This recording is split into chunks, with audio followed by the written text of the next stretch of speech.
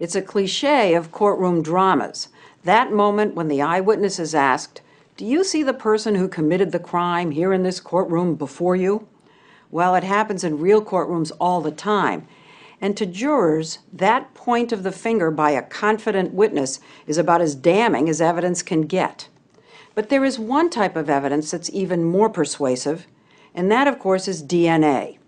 There have been 233 people exonerated by DNA in this country, and now a stunning pattern has emerged. More than 3/4 of them were sent to prison, at least in part, because an eyewitness pointed a finger, an eyewitness who we now know was wrong. It was hot and humid in Burlington, North Carolina, on the night of July 28, 1984. Jennifer Thompson, then a 22-year-old college student, had gone to bed early in her off-campus apartment. As she slept, a man shattered the light bulb near her back door, cut her phone line, and broke in. I remember kind of waking up and turning my head to the side and saying, "Who's there? Who is it?" And I saw the top of someone's head kind of sliding beside my mattress. And I screamed, and I felt a blade go to my throat. A knife? A knife. And he told me to shut up or he was going to kill me. Her first thought was to offer him anything she had to go away. "You can have my credit card, you can have my wallet, you can have anything in the apartment, you can have my car." And he looked at me and said, "I don't want your money." And I knew what was getting ready to happen. She vowed to stay alert and study him so that if she lived, she could help put him away forever. What is his voice? Does he have an accent? Does he have a scar? Is there a tattoo? He's raping you and you're studying his face. And it was just trying to pay attention to a detail that if I survived, and that was my plan, I'd be able to help the police catch him. After about half an hour, Jennifer tricked the rapist into letting her get up and fix him a drink, and she ran out the back door. He fled and raped a second woman half a mile away. Detective Mike Galden met Jennifer at the hospital. The first comment I remember her making was that, "I'm going to get this guy that did this to me." She said, "I took the time to look at him. I will be able to identify him if I'm given an opportunity." Detective Galden worked with Jennifer to make a composite sketch, poring over eyes, noses, ears, lips, trying to recreate the face she had seen that night. The sketch went out, and tips started coming in.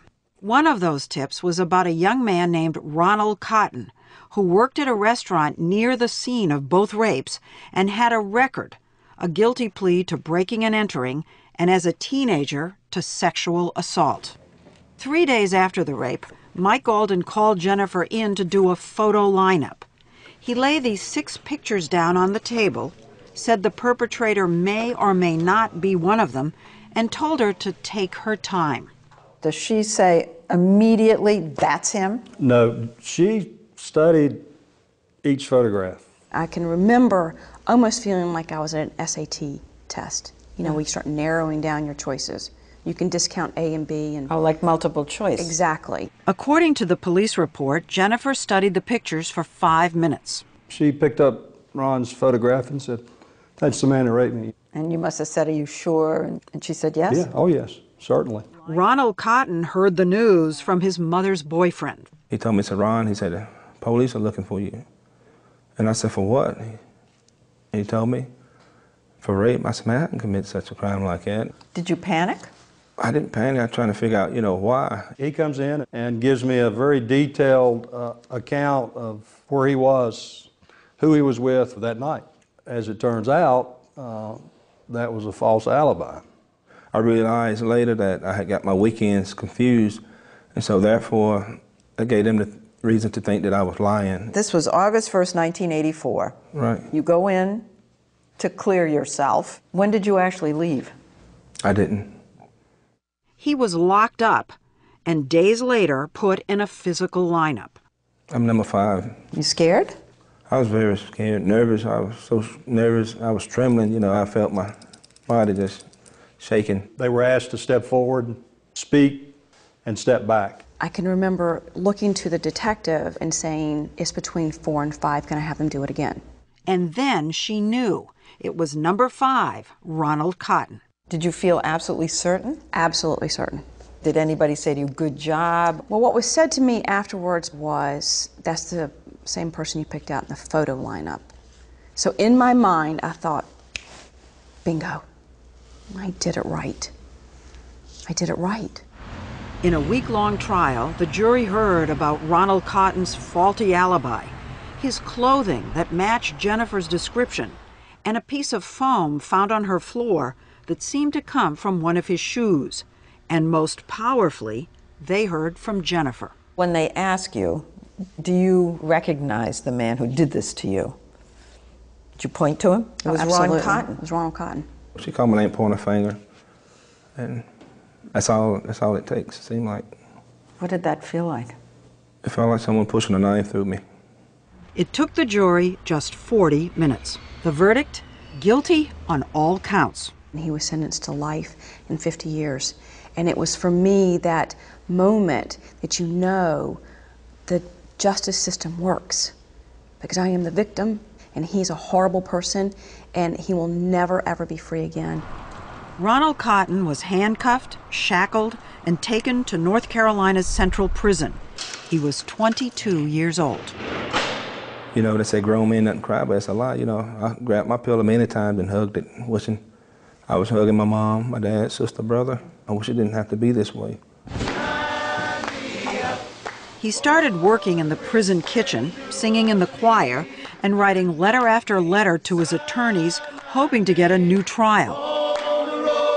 Then one day, as he watched a new inmate being brought in, he had a strange feeling. I said, excuse me. I said, you look familiar. I said, where are you from? He said, I'm from Burlington. I said, I am too. I said, you kind of resemble the drawing of a suspect in a crime of which I'm falsely in prison for. Did you commit this crime? And he told me, no, he did not. Wait a sec, you saw him and thought of that composite drawing? Mm-hmm. His name was Bobby Poole, and he was in for rape. He started working in the prison kitchen, too. And the stewardess were calling me Poole instead of Cotton. They were calling you by his name? Yes. In other words, people were mistaking the two of you. Yes, exactly. Then a fellow inmate told him that he'd heard Bobby Poole admit to raping Jennifer and the other woman that night. Ronald Cotton won a new trial, and his lawyers called Bobby Poole to the stand with Jennifer sitting right there. It was the moment Ronald Cotton had been hoping for. Bobby Poole is in the courtroom. You look over there. What happens inside you? Nothing. Nothing. Nothing. As a matter of fact, the strongest emotion I felt was anger at the defense. Because I thought, how dare you? How dare you question me? How dare you try to paint me as someone who could possibly have forgotten what my rapist looked like? I mean, the one person you would never forget? How dare you? Ronald Cotton was convicted again, this time given 2 life sentences. Back in prison 7 years later, he and everyone else was riveted by a big news story, the trial of O.J. Simpson. I would get my radio, put my earplugs, and go outside, sit in a corner. And listen to the trial. Yes. He was intrigued by something he had never heard of, DNA. He wrote to his new attorney, law professor Rich Rosen. Rosen warned him that there probably wasn't any evidence left to test, and if there was, DNA could cut both ways. Understand, if the DNA comes back and shows that you did this crime, whatever legal issues we have don't make any bit of difference. You're going to spend the rest of your life in prison. He warned you that if it comes up positive, you're sunk. I told him to put his foot down and go with it. Packed away on the shelves of the Burlington Police Department was 10-year-old evidence from the 2 rapes that night. Inside one of the rape kits was a fragment of a single sperm with viable DNA. It proved what Ronald Cotton had been saying all along. He was innocent, and the rapist was Bobby Poole. Within days, Ronald Cotton was back in court. You are walking out here today as a free man. This time to be released. So not only do you find out that Ron didn't do the crime, you find out Bobby Poole did. It was just utter shock, really, disbelief. I mean, By this time, this is 11 years later. And, you know, I know that I've been involved in a case of a man's lost 11 years of his life. And I was so sad for him and his family. In the years since Ronald Cotton's conviction, Jennifer had married and had children. Are you the one that tells her? Yes. Her reaction, no, that can't be true. It's not possible, you know. I know Ronald Cotton raped me. There's no question in my mind. It was like someone had just taken my life and like turned it upside down. She cried? Oh, she cried. She broke down. I mean, she took it all on herself. You know, the guilt. You know, I did this to that man. Shame? Shame, terrible shame. Suffocating, debilitating shame. But when she thought or dreamed about that night, it was still Ronald Cotton's face she saw. To get past it, she asked if he would meet with her at a local church. I remember him walking into the church, and I physically could not stand up. She was nervous, scared. I started to cry immediately, and I looked at him and I said, Ron, if I spent every second of every minute, every hour for the rest of my life telling you how sorry I am, it wouldn't come close to how my heart feels. I'm so sorry. And Ronald just leaned down, he took my hands. Oh, gosh. And he looked at me, he said, I forgive you. I told her, I said, Jennifer, I forgive you. I don't want you to look over your shoulder, that I just want us to be happy and move on in life. The minute he forgave me, it's like my heart physically started to heal. And I thought, this is what grace and mercy is all about. This is what they teach you in church that none of us ever get. And here was this man that I had hated with, I mean, I used to pray every day of my life during those 11 years that he would die, that he would be raped in prison and someone would kill him in prison. That was my prayer to God.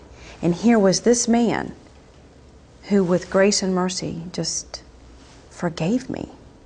That is overwhelming. It's overwhelming. How wrong I was and how good he is. How is it that Jennifer could have studied her rapist so carefully and still made this mistake? And how could she have failed to recognize Bobby Poole, the actual rapist, when he sat right in front of her in the courtroom 3 years later? That part of the story when we come back.